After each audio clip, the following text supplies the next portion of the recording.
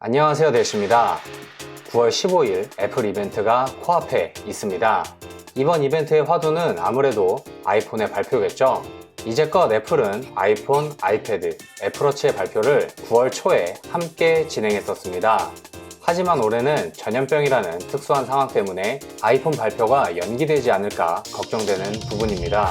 저도 개인적으로 아이폰이 발표되었으면 좋겠지만 여러가지 루머나 유출을 봤을 때 아이폰 발표가 사실 긍정적이지는 않습니다. 특히 이번 온라인 WWDC에서 ARM 기반의 맥 발표를 예고했던 만큼 이번 9월 온라인 발표에는 아이패드, 애플워치의 발표를 중점적으로 하고 10월에는 ARM 맥 시리즈와 아이폰의 발표를 진행하지 않을까 조심스럽게 예상해봅니다. 하지만 이번 발표의 이름이 타임 플라이즈인데요. 이는 세월은 유수와 같다라고 사전에 명시되어 있는데 쉽게 말하면 세월 참 빨리 지나간다 라는 뜻이죠. 마치 이번에 새로 나온 아이폰이 예전 아이폰 4세대나 5세대의 폼팩터를 따라가는 것을 예고하는 것이 아닌가 생각도 듭니다. 여튼 이번 아이폰 시리즈의 발표는 불투명하니 출시가 거의 확정적인 4개의 기기 아이패드 8세대, 아이패드 에어 4세대, 애플워치 SE, 애플워치 6세대에 대해 알아보겠습니다. 우선 아이패드 8세대 이야기부터 해보도록 하겠습니다. 얼마 전 아이패드 8세대 유출 중 설계도 정보가 나오며 현재 아이패드 프로 폼팩터로 변할 것이라는 소식을 전해드렸는데요. 많은 분들이 예상하는 것처럼 이 정보는 거짓 정보로 생각이 되며 이는 아이패드 에어 4세대에 대한 정보가 아닌가 싶습니다. 그럼 아이패드 8세대의 모습은 어떨까요? 당연히 현재의 폼팩터와 큰 변화가 없을 것이 예상됩니다. 주목할 부분은 칩셋입니다. 현재 아이패드 7세대의 칩셋은 A10 칩셋을 장착하고 있습니다. 그럼 다음 아이패드 8세대의 칩셋은 당연 A11 칩셋 적용이 예상되지만 이번 다양한 유출을 보면 A12 칩셋 적용이 유력합니다. 이 정보는 한 명의 유출이 아니라 다양한 곳에서 공통된 의견을 펼치고 있으니 A12 적용이 확실하지 않을까 생각됩니다. 그리고 스토리지 또한 현재 32GB에서 시작되는 것이 64GB에서 시작이 된다고 합니다. 위 정보들을 보면 보급형에 해당하는 아이패드 기본 모델의 성능이 조금 더 올라간 모습을 보입니다.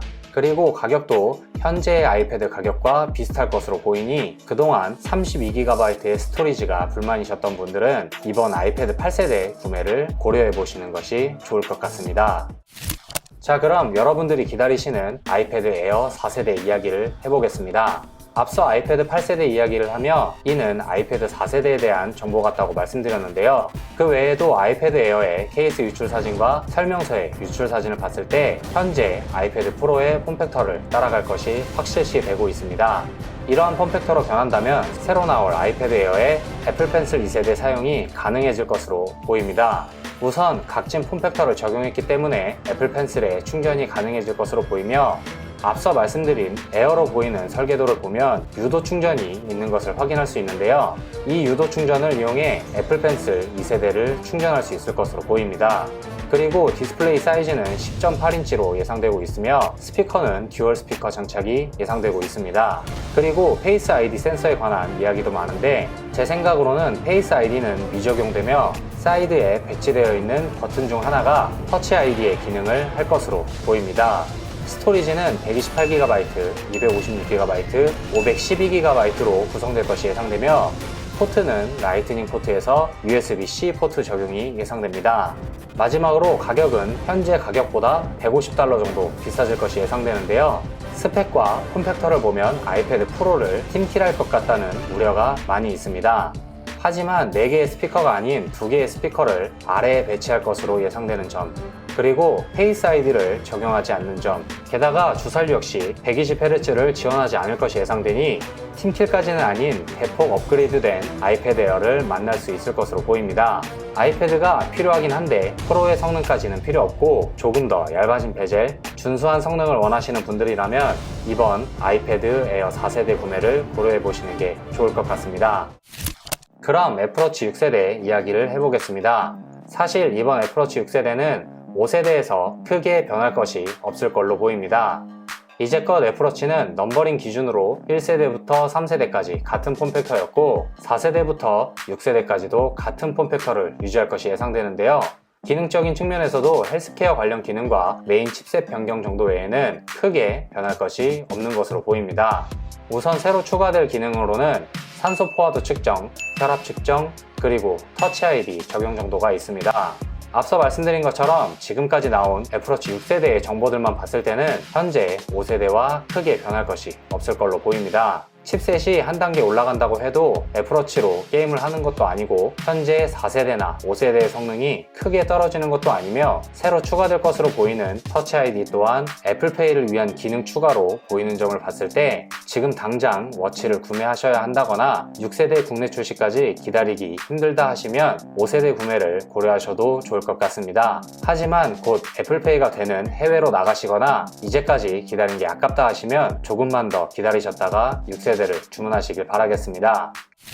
그리고 마지막으로 애플워치 SE 이야기를 해보겠습니다. 당초 애플워치 SE 출시에 관한 두 가지 쟁점이 있었습니다. 한 가지는 발표 시기이며 한 가지는 폼팩터 이야기인데요. 우선 발표 시기로 유력한 두 가지 정보로는 내년 1분기 발표와 올해 9월 발표 두 가지 정보가 있었는데 현재 나오는 정보들을 봤을 때는 이번 9월 발표 가능성이 높아지고 있습니다. 그리고 애플워치 3세대 폼팩터를 그대로 적용할 것이 예상되었는데 얼마 전 존 프로서는 애플워치 4세대의 폼팩터를 적용할 것이라고 했습니다. 사실 애플워치 SE 폼팩터의 문제는 별것 아니라고 봅니다. 어차피 저가형으로 나온 모델이기 때문에 일단 SE 출시 자체가 중요하다고 생각됩니다. 애플워치 SE는 ECG나 6세대에 포함될 것으로 예상되는 산소 포화도 측정 같은 기능이 제외되며 심박수 측정만 가능할 것으로 예상됩니다.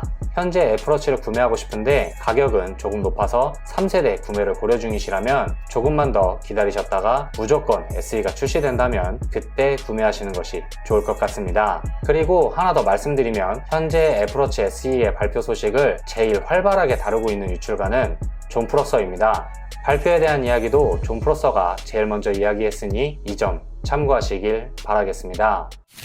오늘은 며칠 남지 않은 9월 이벤트에 대해 이야기해봤는데요. 그 전부터 이런 정보를 알려드리면 많이 물어보시는 것이 발표된 제품들의 한국 출시에 관한 질문을 많이 주셨습니다. 사실 우리나라가 1차 출시국에서 제외된다면 그 이후 출시 날짜는 종잡을 수가 없습니다. 2차 출시국을 언제 발표할지, 우리나라가 2차 출시에 들어갈지 모든 정보는 국내 출시 직전에 알 수 있습니다. 그리고 9월 이벤트는 한국 시간 9월 16일 새벽 2시이며 애플의 유튜브 채널과 애플 공식 홈페이지에서 보실 수 있습니다. 저희는 애플 제품 관련 소식을 빠르고 간결하게 전달하기 위해 노력하고 있습니다. 이번에 발표될 제품들의 국내 출시 소식과 9월 이벤트에 발표된 내용을 정리해서 빠르게 보실 수 있도록 할 예정이니 애플 이벤트를 늦게까지 기다리실 수 없는 분들은 저희 채널 구독과 좋아요 눌러주시고 빠르게 정보 받아가시길 바라겠습니다. 감사합니다. 대시였습니다.